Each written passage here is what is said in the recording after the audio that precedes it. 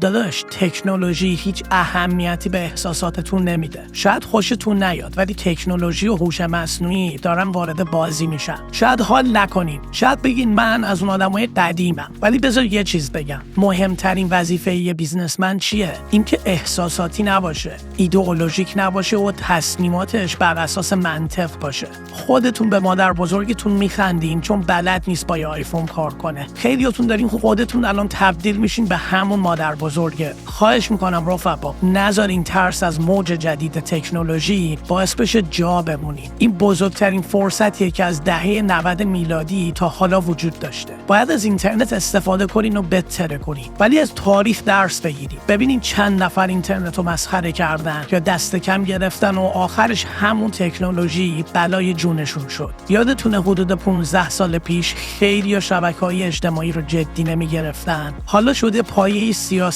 و تجارت جهانی. ما هی تکنولوژی‌های جدید و شیطانی جلوه میدیم، ولی این هوش مصنوعی خیلی فرق داره. این یه موج زودگذر نیست.